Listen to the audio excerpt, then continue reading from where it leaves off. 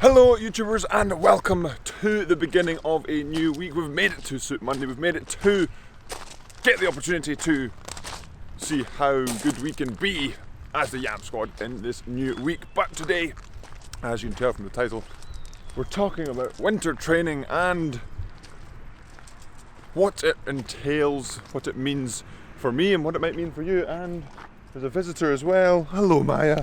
Hello Maya. Hello Maya, hello.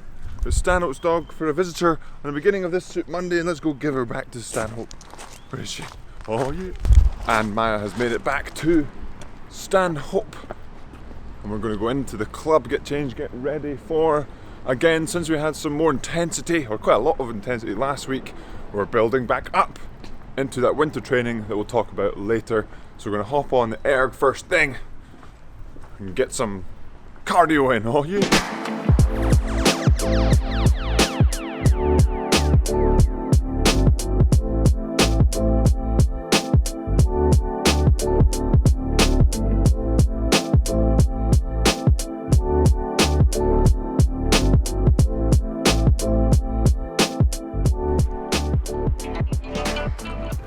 And we've made it outside of the club after the erg, just waiting on breakfast to fuel up, because remember, food is fuel, and we'll get some delicious breaded egg toast coming out today.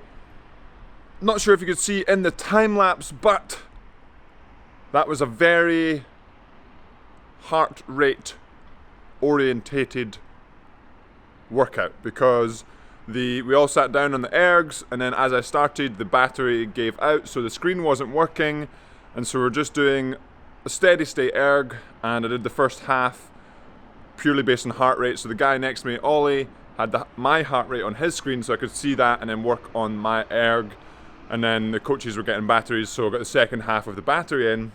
But the heart rate monitor is a hugely beneficial piece of equipment, but you can get into sort of trouble with it as well. So we're talking about that in sort of the idea of winter training.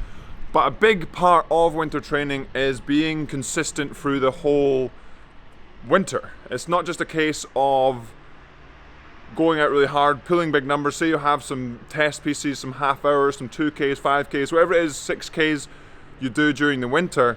You do it at the start of the winter and you smash those workouts.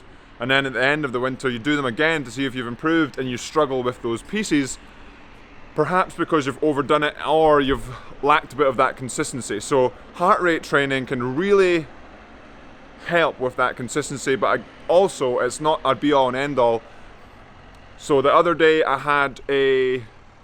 we had just a 12k at UT2. It was a little bit lighter, and it's roughly the same split as today, but it was about 15 beats lower, 15 heartbeats lower per minute, and about the same split versus Saturday and today.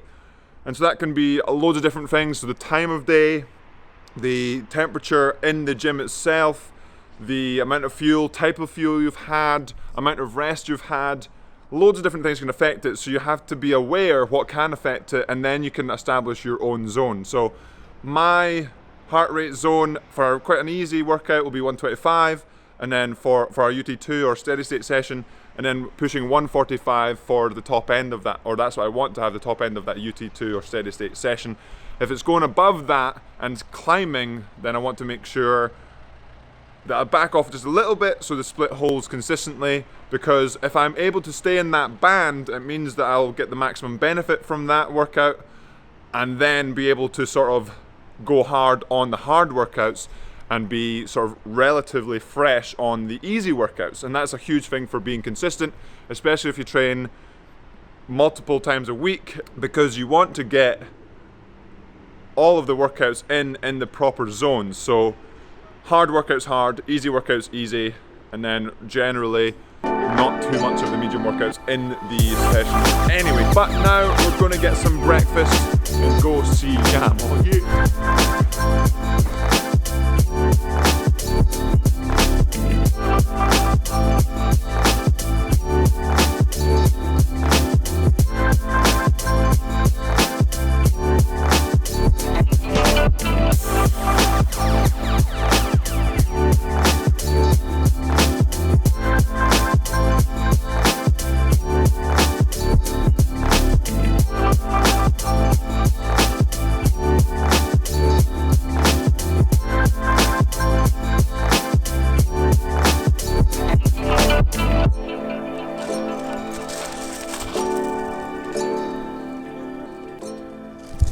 And that is Stanhope's puppy, Maya, playing with Yam. They've been playing together since they were very small puppies instead of just less fully grown full dogs, if that makes any sense. But now it's time to get into the club, to get going on a little bit of weights, huh?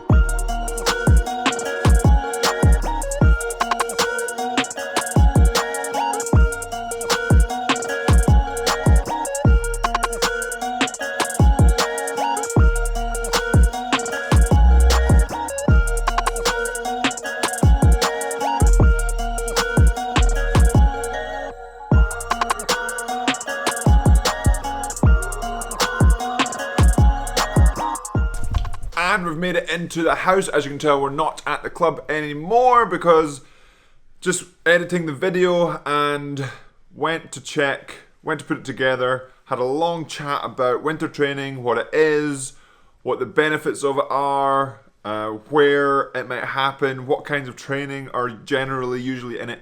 But unfortunately, the microphone decided not to record sound, so it didn't work. I'm just going to check right now if this is recording sound now. And we are perfect, right? So I'll shorten it down of what I was saying, but winter training, what is it? Well, it's training during the winter, put very simply, but generally it is longer miles and a lot more training done on land rather than on the water. And I think that's for a couple of reasons. One of the biggest reasons is because during the winter, the weather's a bit rubbish and the water gets worse and worse. So at Leander, the Henley stretch is pretty close to flooding, so fingers crossed the weather doesn't get too bad and doesn't rain too much over the next couple of weeks, because it is very, very close to flooding the whole area.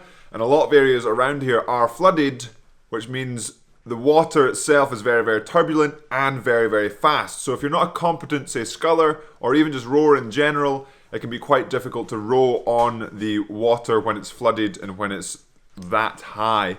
And that's pretty much the reason why winter training is done mostly inside. When I was at university, the water pretty much froze round about now, maybe the beginning of December, and then thawed.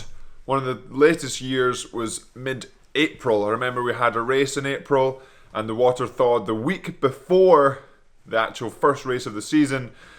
So we were like, what do we do? We're fit and strong, but rowing is a foreign object to us. So winter training done mostly on the land to avoid bad weather, bad water, wet, cold. But obviously if you have good water, if it's not that cold, if the water's not frozen, then getting out in the water is a good thing to do, because remember, rowing is a rowing sport.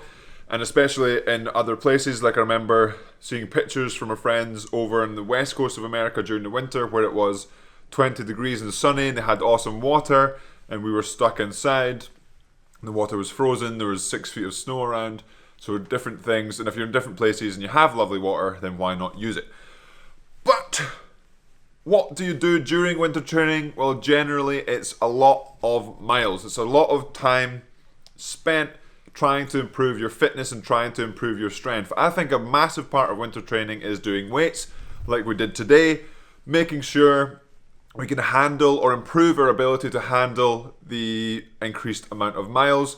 And also, I really believe that weights can be a really big factor in improving sort of erg scores and boat speed, because the idea is if you can produce the same numbers, the same splits, the same speeds, the same force to the foot plate more easily because you're stronger, then you become a bit more efficient at doing that same force, that same split.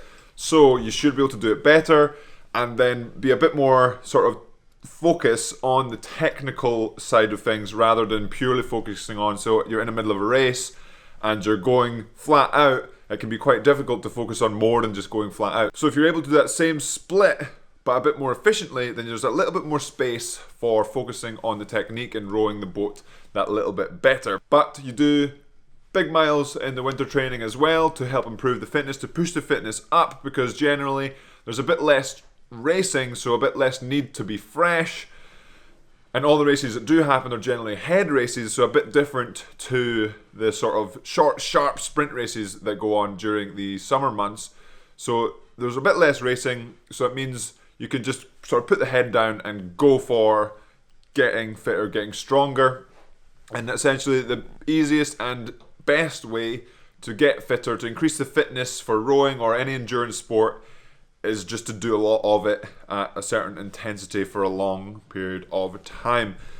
It can be quite boring, and that's when it comes into winter training, really comes into sort of finding the motivation that works for you. And so that could be friends around you, using the Yam Squad, certain types of music, loads of different types of motivation out there, watching some of the vlogs, watching someone else's vlogs, just finding that small thing or big thing that can push you on through the cold, the wet, the long winter miles, that will make it better during the summer. Because the idea of getting really fit and really strong during the winter is so that in the summer, when you have no time to increase that fitness or increase that strength, it's the idea of holding on to what you have during the winter and maintaining, so that you can work on sort of gelling the boats together and finding that extra boat speed through other methods like I said, gelling the boats or altering the technique a little bit, rather than it takes so much longer to get fitter and get stronger. So using that long winter block rather than during the summer, using sort of rigging changes that can be done over a matter of hours, or technique changes that could maybe be done during the day or even just extending into a week. And again, gelling together can really impact the boat speed just by rowing more together, which can't necessarily be done during the winter if the water isn't there to be rowed upon. But that will be it for today's video, Yam Squad. Hopefully you've enjoyed it. Sorry about the little change at the end of the video. Had a really good little conversation talking to the camera on top of the Yaris outside the club, but unfortunately, like I said, the microphone didn't quite pick it up. So I thought it'd be better to chat to the camera again rather than have a voiceover of the footage and not match it.